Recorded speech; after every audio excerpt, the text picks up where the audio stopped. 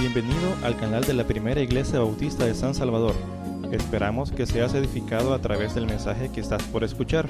Recuerda visitar nuestro muro en Facebook para que conozcas más acerca de nuestras actividades.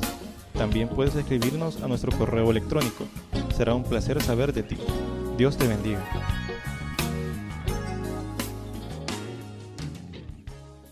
Que la iglesia de Filipos no era muy grande. Ni siquiera la ciudad de Filipos era grande. Probablemente no había más de 2,000 personas en todo el pueblo. Pero era una ciudad importante. Era como la frontera entre el continente asiático y el continente europeo. Quien iba a Europa desde Asia tenía que pasar por Filipos. Valía que desde como 2 siglos antes de Cristo, a los romanos se les había ocurrido construir una carretera de 6 metros de ancho y que iba de costa a costa en esa gran península que forma el territorio de Grecia y Macedonia.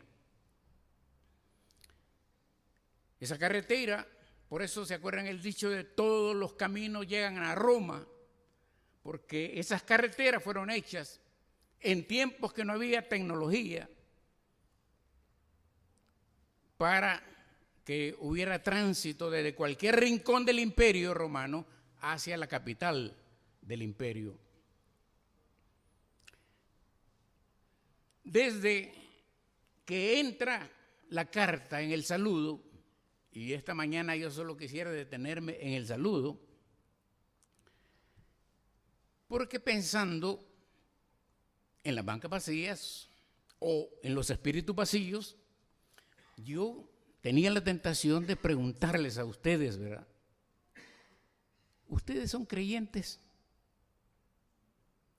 Pero me temo que la mayoría, si yo les digo, levanten la mano los que son creyentes, a lo que yo juzgo, me dan la impresión que todos ustedes parecen creyentes o son creyentes.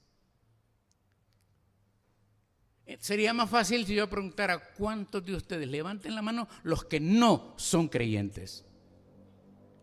Y algunos se sentirían cohibidos, decir, ¿verdad? ¿Cómo voy a decir en público que yo no soy creyente? Porque los grupos tienen la tendencia a intimidarlo a uno, ¿verdad? O sea, uno quiere estar cómodo aún en los grupos. Si la mayoría son creyentes, pues todos somos creyentes. Si la mayoría fuéramos no creyentes, entonces uno estaría más cómodo decir, no, yo sinceramente no creo. Ahora, el problema de todos los creyentes, independientemente que creyeran hace una semana o sean creyentes de muchas décadas, el problema es que uno no se puede quedar como creyente, porque la evidencia de ser creyente se da o se presenta en la obediencia. Don Roger decía, y vaya, no quiero opinar en contra de la importancia de la doctrina. De hecho, empezamos a estudiar la doctrina porque descubrimos que muchos ni siquiera conocemos o hemos olvidado los aspectos doctrinales. Pero, pensándolo bien, ¿qué importancia tiene la doctrina a final de cuentas? Si fuéramos católicos dirían, hay que saberse el catecismo, ¿verdad? Aún Lutero escribió un catecismo que tenía más de 100 principios. Y si nos pusiéramos a hacer examen a ustedes de quienes conocen los principios bautistas, pues a lo mejor todos los conocen. Quizás no todos los pueden explicar. Pero cualquiera diría, ay, ¿para qué te sirve saber los principios bautistas? De hecho, cuando el énfasis de la vida cristiana se queda en la pura doctrina, lo más seguro es que estamos frente a una religión muerta. Porque era un poco el problema de los fariseos. Conocedores, manejadores de la doctrina, expulgaban bien la Escritura y podían juzgar hasta el pecado más pequeño de cualquiera por la cabeza doctrinal que tenían sobre el judaísmo. Pero entonces, ¿de qué se trata el asunto? ¿Es buena la doctrina? Sí, es buena. Siempre que se traduzca en prácticas.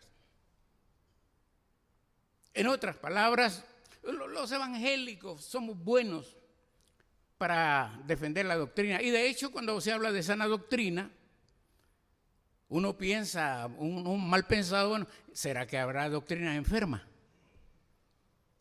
O mala doctrina, tal vez, mala doctrina tiene más sentido, pero doctrina enferma. De hecho, sí hay. Todo lo que sea corrupción de una doctrina, como de hecho hay iglesias que han surgido tergiversando algunos principios doctrinales. Usted se sorprendería de saber que los adventistas salieron de los bautistas, por ejemplo. Que los testigos de Jehová salieron de los adventistas. Y por ahí podíamos irnos. Y los hermanos celosos pentecostales siempre nos miran a nosotros, bautistas y los demás evangélicos, con recelo. Y nos acusan de no tener el Espíritu. ¿Cómo saben? Es que no hablamos en lenguas, no bailamos, no. Por favor. Claro, el otro extremo bautista, y yo lo aprendí con don Virgilio Méndez Mármol. De las primeras cosas que a mí me sonaron recibiendo doctrina fue: y desde que creísteis, fuisteis sellados con el Espíritu Santo. Eso nunca se me olvidó y me ha servido para hablar con los pentecostales. Ahora bien, si desde que creí he sido sellado con el Espíritu Santo, ¿qué es lo que pasa entonces con mi vivir, con lo que ha pasado desde que me bauticé y me convertí? De hecho, cuando hablamos de espíritus vacíos, uno esperaría que la gente mejor se volviera a bautizar para sentir aquello que sentimos cuando bajamos a la pila bautismal, para volver a renovar el compromiso de relación con Jesús. Ya me metí al sermón sin haber dicho lo que quería decir de introducción a Filipos. Pues no era nada en particular, la ciudad pequeña, 2,000 habitantes más o menos. La iglesita habrá sido pequeñísima. Lo triste es que hoy en día no existe ni la ciudad y quizá ni siquiera la iglesia cristiana en Filipos. Lo que hay ahí ahora son ruinas de lo que fue una iglesia y una ciudad que tuvo un insigne pastor como fue Policarpo de Esmirna, un gran escritor del siglo I. Así que a veces no me preocupan las iglesias pequeñas. Me preocupa que una iglesia pequeña o grande esté vacía de compromiso con el Señor, que se haya quedado en la pura defensa de sus doctrinas, en la pura enunciación de doctrinas, pero que su práctica está lejos de esos nobles principios. Y en eso la iglesia cristiana ha sido buena para hacer eso. Es decir, a veces somos hipócritas. Si usted recuerda en el capítulo, creo que es ahí de Hechos, capítulo 16, cuando San Pablo llevó el evangelio a Filipos, la conmoción fue grande. La ciudad de por sí tenía un río, creo que se llamaba Gangites, famoso por sus fuentes abundantes. Y en la ciudad se producía mucho oro y mucha plata. Y dicen que también un mineral de donde se extraía la púrpura.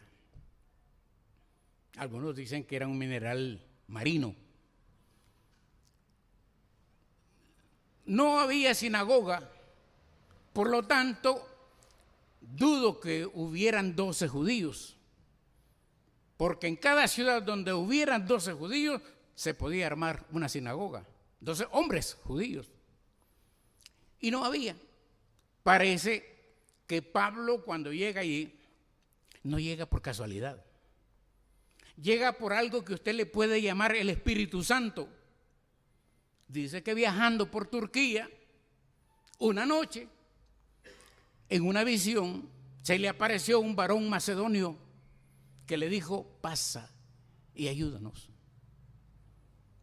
Y cuando uno ve el mapa, uno bien puede ver que el camino natural era para que él penetrara a lo que ahora se llama Turquía.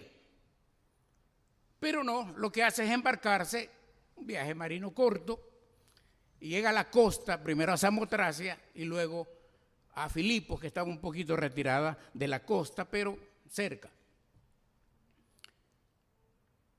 La ciudad se llama Filipos en honor a un hijo de Alejandro el Grande.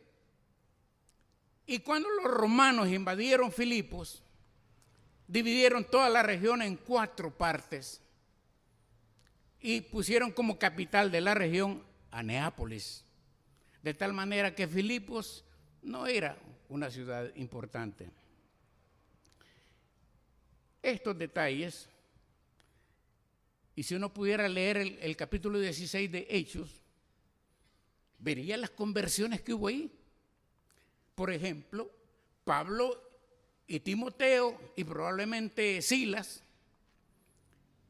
se van directo al río, porque quizás escucharon que ahí se juntaba alguna gente a orar.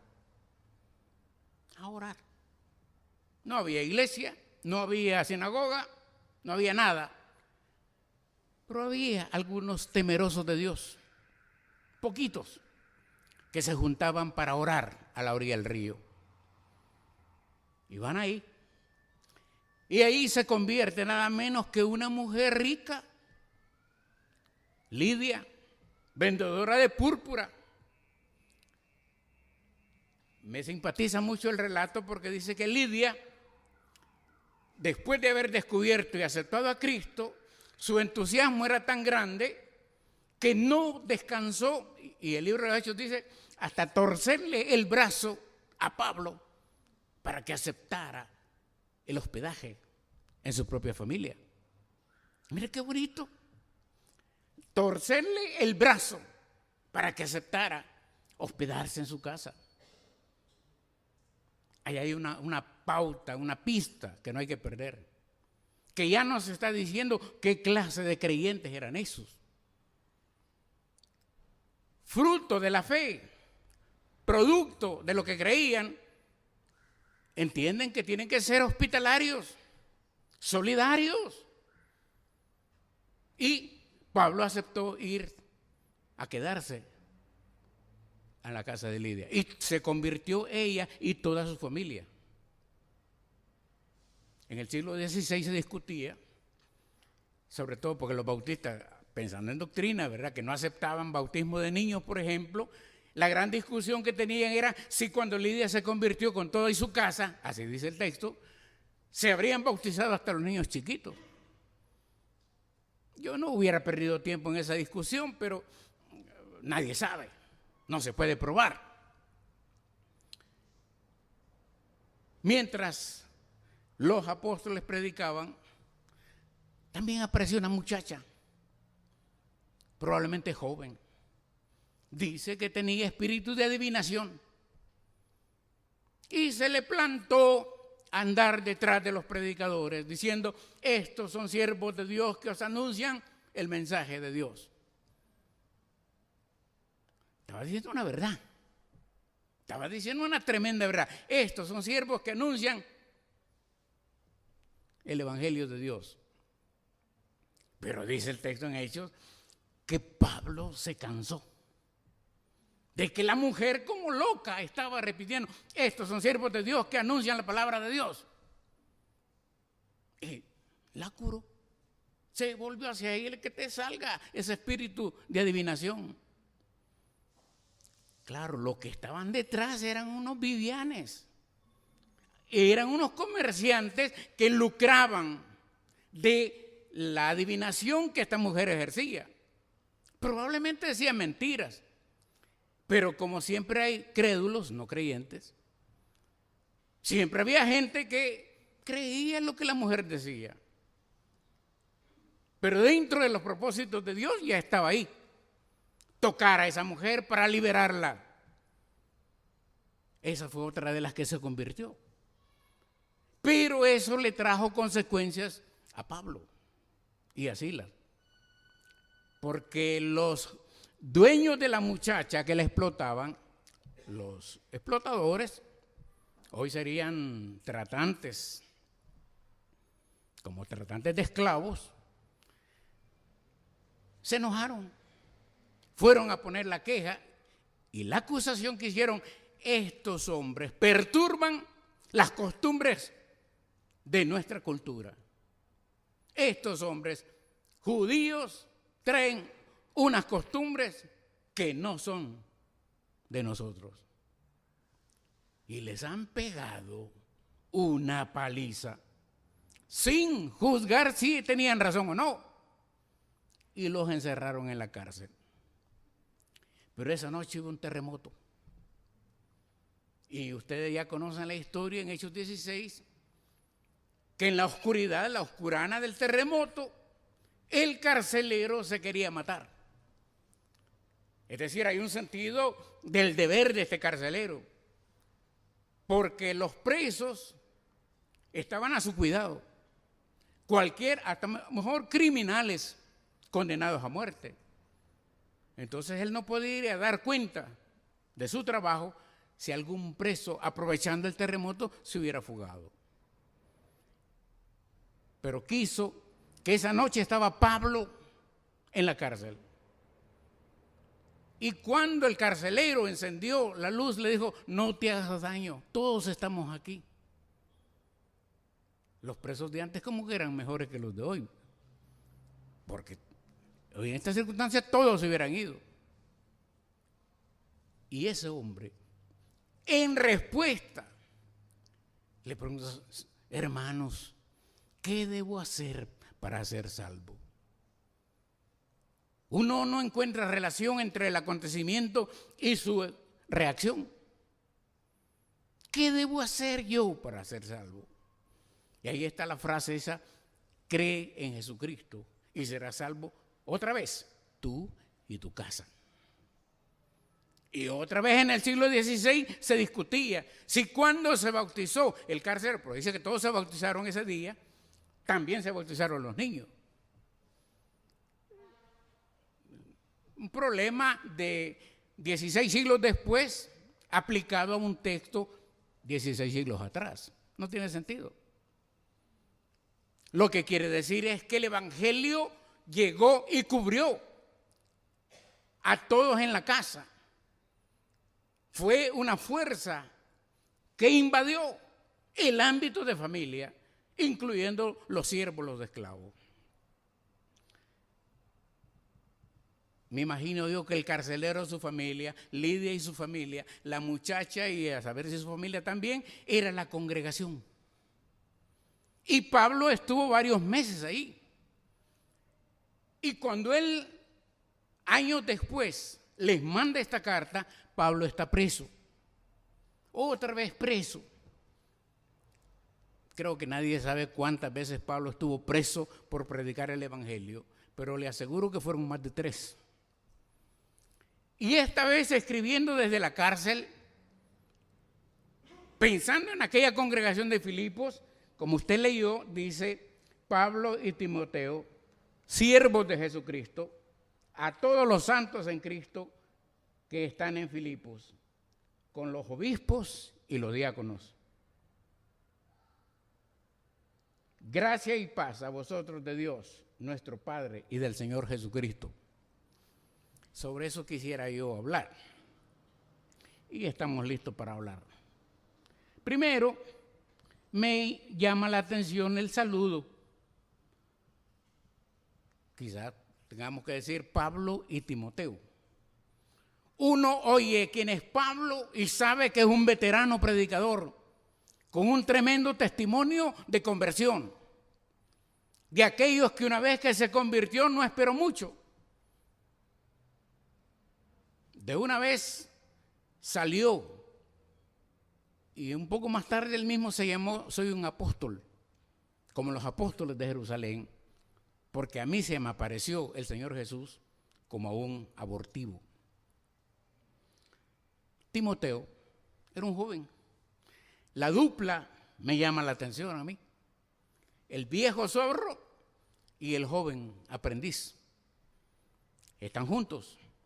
Escriben supuestamente esta carta. Digo supuestamente porque más bien solo Pablo la escribió, pero Pablo incluye a Timoteo, su compañero de viaje. Son los firmantes de la carta. Otro detalle bonito es que ¿cómo es que un viejo con un joven pueden hacer equipo? A veces los viejos no tenemos la paciencia de tratar con los jóvenes, ¿verdad? Yo entre más viejo me he hecho, me cuesta tratar con estos niños, ¿verdad? Ahora que soy abuelo, estoy decidido a volver, a empezar. Y no duden que no se me ha despertado una hebra que yo pensé que se había muerto ya. A pensar lo que son los nietos. Y algunos de ustedes, los conozco, gozan con sus nietos. Lo bonito de ustedes es que primero no son suyos. Los pueden gozar y después los mandan. Puede ser que esos nietos sean los que más tarde les van a cuidar. A veces más que los hijos mismos. Así que por eso uno no puede distanciarse mucho de los nietos. Hay que cuidarlos. Pero bien, Pablo y Timoteo. Lo que me llamaba la atención es que cuando Timoteo se convierte, Pablo descubre que la mamá era judía, pero el papá era griego. Y por lo mismo, Timoteo no había sido circuncidado. Si el papá hubiera sido judío, seguramente Timoteo habría sido circuncidado. La circuncisión, aparte de la operación física que sea, era como el DUI para decir yo soy judío de pura cepa. Y Timoteo no lo era, porque solo su mamá era judía y su papá era griego. Entonces, Pablo lo circuncida. Le dice, tenés que circuncidarte. ¿Para qué? Para que no tengas tropiezo con los hermanos judíos. Y Timoteo se somete. Hablando de la sumisión, ¿verdad? De la sujeción. Se somete. Y ya mayor se circuncida, que debe ser doloroso. Yo nunca me he circuncidado ni lo haría hoy, ¿verdad? Pues dicen que es una cosa seria eso. Pero lo hizo Timoteo. Y así formaron un equipo y así ahora están escribiendo. ¿Y cómo hablan de la congregación? Somos siervos de Jesús. Siervos de Jesucristo. Y esa es la primera cosa que yo quiero señalar, ¿verdad? Pablo y Timoteo, siervos de Jesús. La pregunta malintencionada que yo tengo para usted es si usted se identifica como siervo de Jesucristo. ¿Es usted una sierva de Jesucristo? ¿Es usted un siervo de Jesucristo? No basta ser creyente. Hay que pasar a la etapa de ser siervo. Porque la palabra siervo literalmente quiere decir esclavo. Esclavo de Jesús.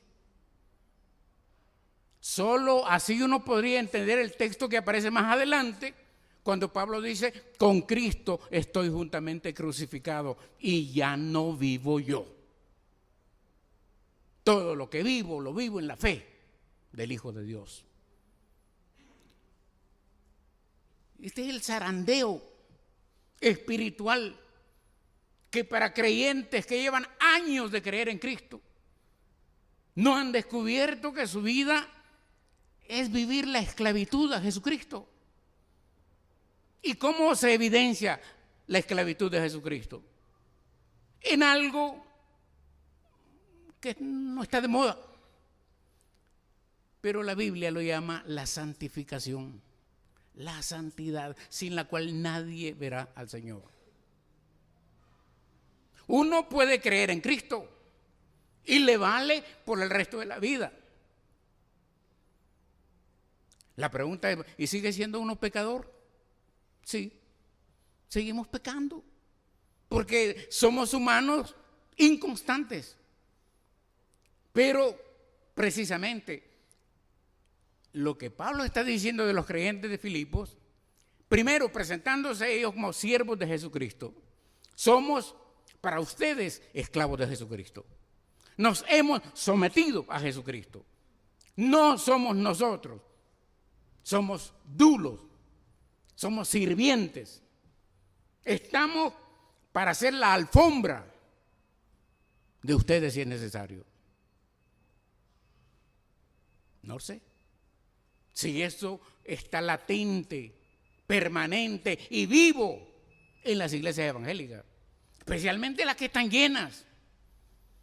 Una hermana que venía aquí, que yo la veo seguido, me dice, no, si es que mire, yo voy, mencionó la iglesia, no la voy a mencionar para que ustedes no se vayan a molestar, pero me dijo, ahí entra uno, ni lo vuelven a ver, y así sale. Y yo que voy al culto de las 7, a las 9 hay otro, y a las 11 hay otro. Y le digo, ¿no será que los hermanos todavía están medio dormidos y por eso no miran? No lo vuelven a ver a uno. Ni saben siquiera si uno llegó o no llegó. Y lo mismo pasa, dice, en los 3 cultos. Eso no es ser esclavo de Jesucristo. La segunda cosa, todavía es más comprometedora, porque dice, a los santos en Cristo Jesús que están en Filipos. A los santos en Cristo Jesús que están en Filipos.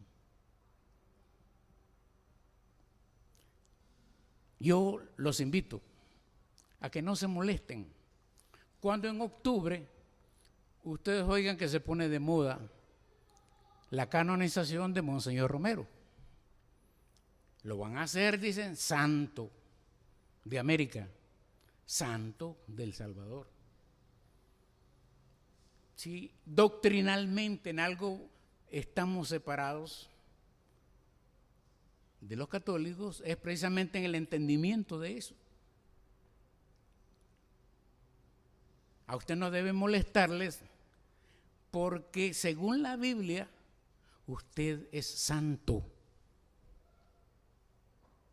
¿O no? ¿O no? Fíjense, dijimos, ¿es usted creyente? Ahora yo le preguntaré, ¿es usted santo? Cuando chabacaneaban los muchachos del ITBES, los del seminario, los jóvenes, ¿verdad? Agarraron la costumbre de llamarle a cualquiera varón santo, ¿verdad? ¿Cómo estás, varón santo? Y un día me lo dijeron a mí, le dije, ¿qué es eso? Por un lado están diciendo una cosa buena, pero por otro lado la están trivializando. Porque hablar de santidad estamos hablando nada menos que el discipulado de un creyente, la práctica de un creyente. Sed santos como yo soy santo. En otras palabras, solo los que no creen en Jesús esta mañana van a salir de aquí sin ser santos. Pero si usted es creyente, no puede atravesar esa puerta sin sentir que su tarea en el mundo es mostrar la santidad. El ejercicio diario de la vida es un proceso de santidad, de santificación. Claro, para explicar un poquito más esto de la santidad, hay que ir a la Biblia, por supuesto, ¿verdad?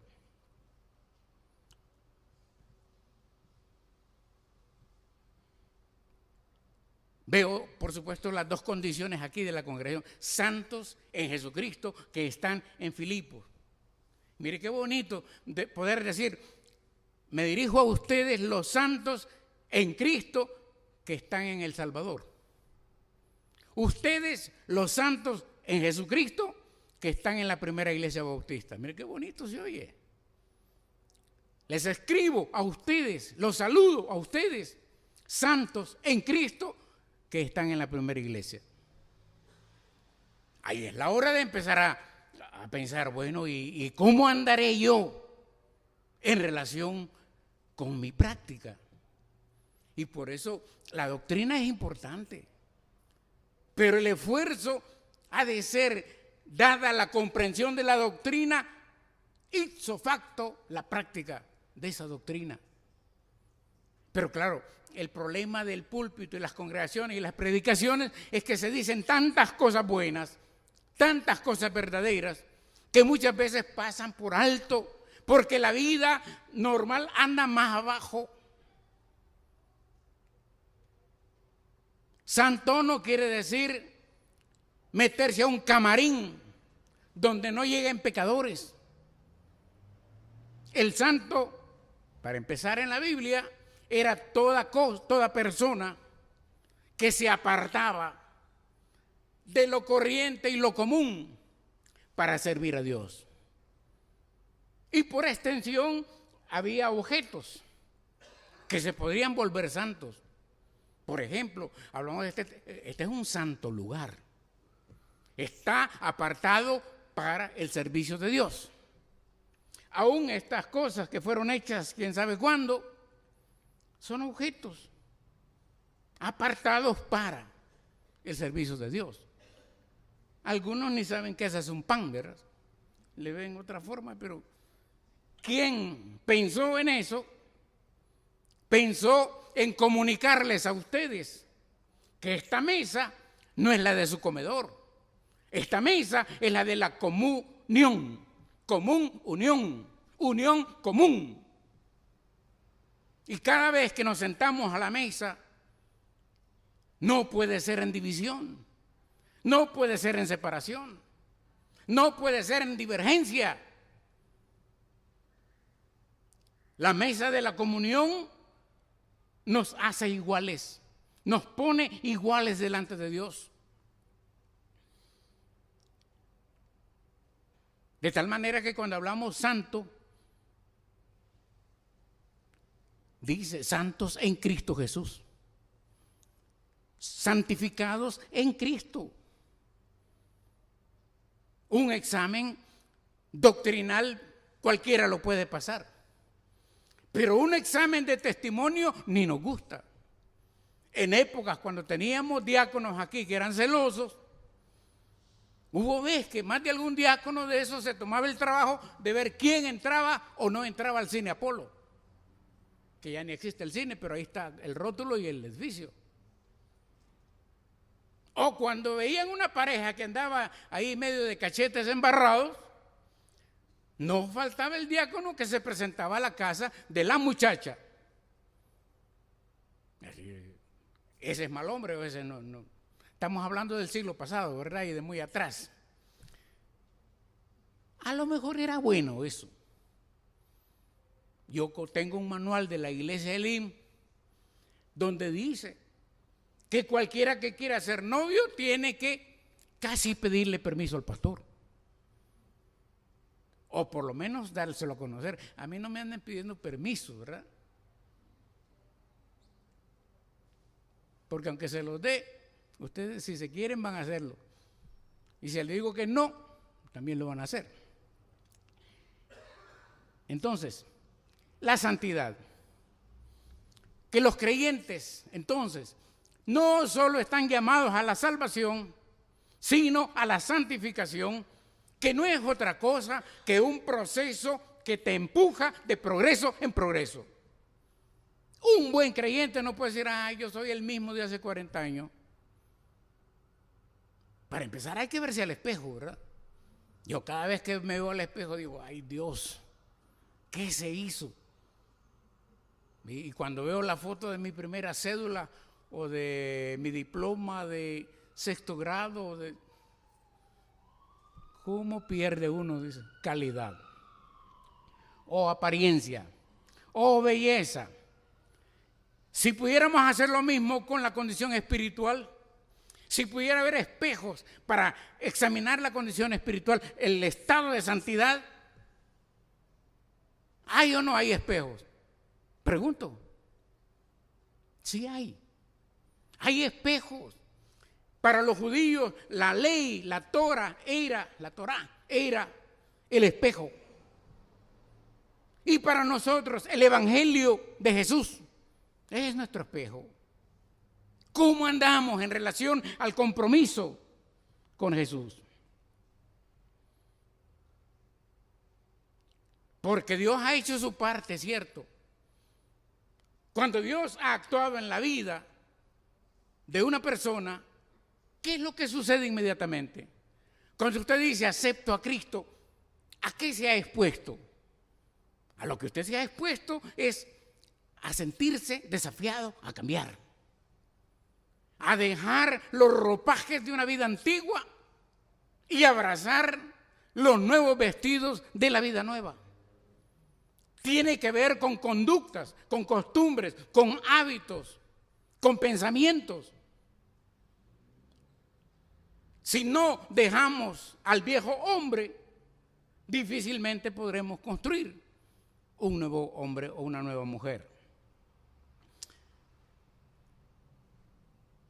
Eso significa la santidad en Cristo Jesús. Y fíjese que sin querer, aquí estamos hablando de conexiones, ¿verdad?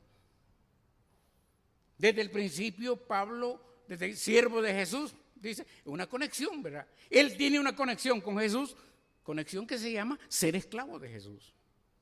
Y cuando identifica a los creyentes de Filipos como santos, son santos en relación con Dios. Otra conexión. Y yo creo que la carta a Filipenses que vamos a estudiar en estos días está llena de conexiones. Conexiones que tienen que ver con el testimonio personal, con la vida personal. Conexiones que tienen que ver con la responsabilidad social, colectiva, comunitaria.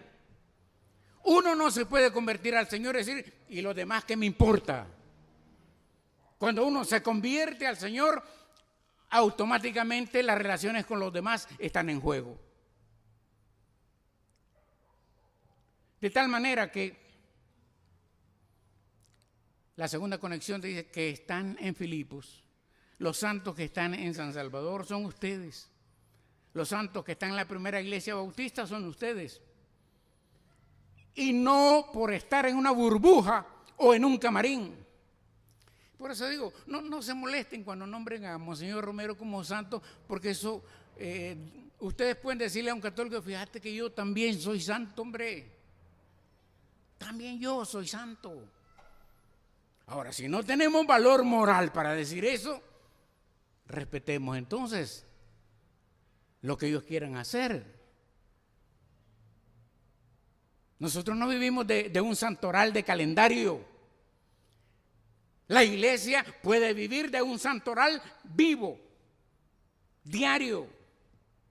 O sea que no sería ofensa hablar de San Roger, Santa Tomás, San Juan, porque la exigencia de ser un cristiano, de ser un creyente, es ser santo en la ciudad de San Salvador. Bueno, la otra parte, la tercera y final, a mí me llama la atención porque dice el versículo 2, ¿verdad? Gracia y paz, la parte final del 1, que están en Filipos con los obispos y los diáconos. Los obispos y los diáconos. ¿Quiénes eran esos? ¿Usted es obispo o es diácono? A saber, ¿verdad? Quizá usted piensa que obispo y diácono es don Luis y yo. Parece ser que en esta pequeña iglesia la vida espiritual había llegado a un punto que se necesitaba distinguir algunas funciones.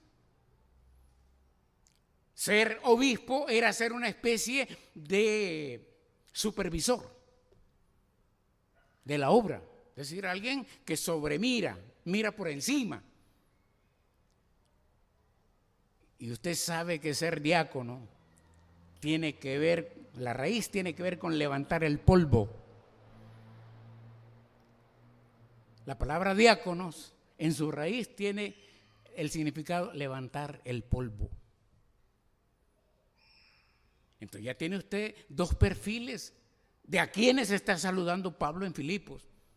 A los que se encargan de la obra pastoral para que ande bien, y a los que se encargan también de las tareas administrativas. Pero ojo, porque aquí la iglesia evangélica y cristiana y católica y la que usted quiera tiene un gran problema. Y a tanto más organizada es la iglesia, tanto más tiene problema. Y me refiero a la parte estructural, administrativa. Yo realmente tengo miedo cuando una iglesia hace demasiado énfasis en estos aspectos administrativos. Y hay quienes creen que eso es la iglesia. Que la iglesia tiene tantos pastores, tiene organizado 2 choferes, otros que limpian, todo el aspecto administrativo. Y otros que se encargan de orar, de atender los cultos, de predicar, que sería como la parte espiritual. Bueno, la buena o mala noticia para usted es que en el contexto de esta carta no hay división de trabajo. Porque para ser obispo o ser diácono hay que tener una visión común del evangelio. Hay que ser esclavo de Jesús. Hay que ser siervo de Jesús. Por eso es que en realidad yo me resisto, por más que me he leído un montón de libros sobre administración, he ejercido la administración, me gusta la administración, creo en la recta administración, pero me da pánico cuando ponemos los aspectos estructurales administrativos por encima de la esencia de la fe. Porque en este momento, por ejemplo, la administración está ausente. Aquí no importa si usted es el presidente, el secretario, el tesorero. No importa. Ni siquiera importa si soy el pastor o el otro pastor que está ahí. Porque estamos juntos como congregación delante de Dios. Exigidos todos a ser esclavos y ser santos. Claro, el problema de las iglesias jerárquicas es eso, que no se puede hablar mal del obispo, ¿verdad? No se puede hablar mal del cardenal, no se puede hablar mal del papa. No, eso es casi blasfemia contra el Espíritu. Una de las cosas que me asustó recientemente, por la gran cantidad no gran cantidad, pero buena cantidad de curas metidos como pedófilos. Lo que más me llamó la atención en Chile recientemente, todos los obispos renunciaron ante el Papa, sintiéndose culpables por no haber hecho nada contra todos aquellos curas pedófilos. Y usted dice, uy, estos católicos sí que son fregados, ¿verdad? Pero sabe que en la iglesia evangélica pasan cosas parecidas. También nos esconden pastores sinvergüenzas, pastores que a saber quién los llamó y quién los nombró, pero que creen que el ministerio es cuestión de negocio, abrir un garaje y empezar a predicar. Creo que ahí estamos en un extremo extremoso. Es cierto. El Señor nos llama a ser a transmitir el evangelio. Pero se requiere todo lo que ya dije antes. No solamente ser esclavo de Jesús, ser santo en Cristo, sino tener el llamado real del Señor para servir. Así que no se puede. Primero, separar las cosas que tienen que ver con lo administrativo con las cosas que tienen que ver con la palabra. Son la misma cosa. Requieren la misma visión. Porque si no, lo que pasa es lo siguiente: un administrador puede robarse el tesoro de la iglesia si desconecta su relación con la palabra, con el Espíritu. Y por otro lado, también, alguien que le privilegia la parte espiritual, digamos, pensará que lo demás no importa. A ver, me da pánico a mí también en iglesias donde, y estaba ahí, el pastor suprimió la junta directiva, suprimió todo y dijo: de aquí en adelante las ofrendas son mías. Mi hijo las va a controlar. Hay iglesias bautistas que para mí no son bautistas. El pastor suprimió el diaconado, suprimió la junta directiva y dijo: de aquí en adelante esas ofrendas me las pasan a mí. Mi hijo las va a controlar. Y ahí está la iglesia. Yo digo que no culpo a esos pícaros. Culpo a los hermanos en Cristo que solo ven pasar, que no se dan cuenta que todos somos parte del cuerpo de Cristo, administradores de la gracia de Dios. Somos todos embajadores de Cristo, como si el mundo nos reclamara a nosotros: reconcíliense, o clamándole al mundo: reconcíliense con Dios. No podía cerrar este saludo sin las dos palabras clásicas. Después de haber dicho: miren qué gran discurso, ustedes filipenses, santos en Cristo, gracia y paz.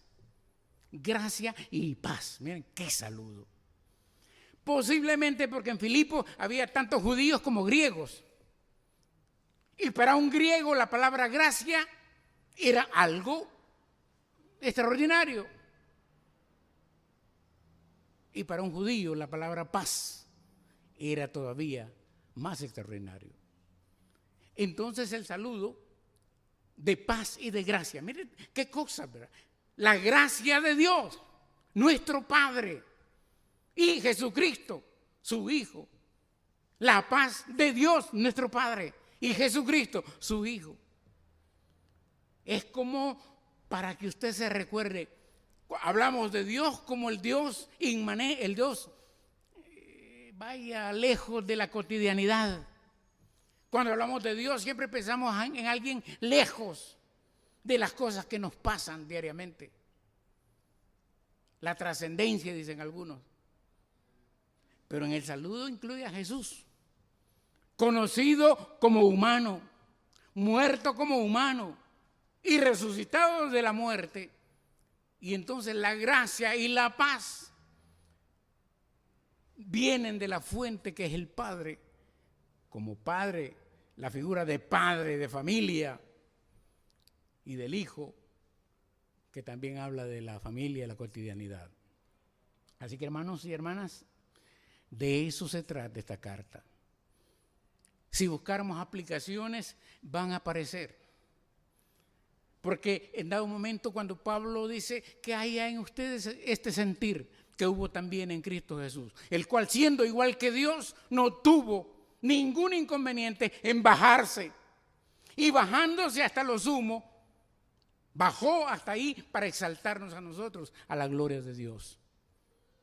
O cuando dice: con Cristo estoy juntamente crucificado y ya no vivo yo. O cuando dice: todo lo puedo en Cristo que me fortalece. Esa es la carta a Filipenses. Son 4 capítulos nada más. Yo les invito a que lo lean durante esos días y piensen. No se trata entonces solo de ser creyentes, sino procurar nuestra santidad, trabajar nuestra santidad, vivir en santidad. La decisión de aceptar a Cristo puede ser un asunto muy personal, pero la pregunta es, ¿y desde que aceptaste a Cristo has entrado en un proceso de transformación? ¿Se puede decir que eres un transformado por la gracia y el amor de Dios? Si no se puede decir eso de ti, pues tienes que volver a creer, volver a empezar. Oí un predicador esta semana y entre las cosas que me dijo, oyéndolo así personalmente, él dijo, en la vida, si uno quiere cambiar, a veces hay que ponerse en cero de nuevo. Hay que resetearse, como dicen los computadores. Hay que volver a ponerse en cero para volver a empezar. Y no es mala esa práctica, regresar a cero cada vez que no estamos contentos con la manera que vivimos o que servimos. Que Dios nos ayude, hermanos, realmente. Y descubrir entonces si el vacío de las bancas expresa el vacío espiritual de todos nosotros. O muy al contrario, la pequeñez de la congregación expresa la calidad de un cristianismo vivido, sin cortapisas, sin cosas fáciles, pero que reconoce que seguir a Cristo se trata de ser sincero, se trata de ser solidario, se trata de atender al otro en su necesidad, se trata de no pasar indiferente frente al que lo necesita, se trata de amar, amar y amar, y no dejar de amar, no solamente a los que me caen bien o a los que son mis parientes, sino hasta los que no nos caen bien. Si no, ¿cómo vamos a entender ese texto que dice, amad a vuestros enemigos, haced bien a los que os persiguen?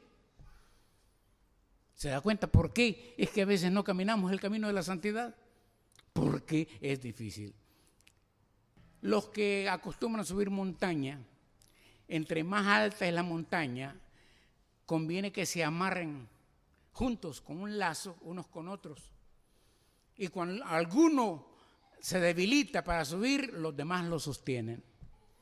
Creo que hay que buscar esa condición. Quien quiera que sienta que está débil, busque la fortaleza en los hermanos en la fe, en la oración y, por supuesto, en la meditación en la palabra. Oremos. Gracias, oh Dios, porque nos has salvado en Cristo Jesús. Nos llamaste de las tinieblas a tu luz admirable. Ayúdanos, oh Dios, a reconocer que estamos en un camino difícil y duro, cuesta arriba. El mundo ha de ver en nosotros o puros creyentes que no practican o buenos testimonios de lo que Dios es capaz de hacer en la vida de una persona o de una familia. Si esta mañana hay hermanos o hermanas aquí o personas que habiendo aceptado al Señor, estancaron su vida, truncaron su vida y buscan de nuevo encontrarse contigo, permite, Señor, que esta mañana tu Espíritu hable y busquen la renovación, la transformación en Cristo Jesús. Ayúdanos, Señor, a ser santos como tú eres santo, a ser esclavos tuyos, a ser diáconos, a ser obispos de tu obra. En tu nombre oramos. Amén. Que Dios los bendiga, hermano.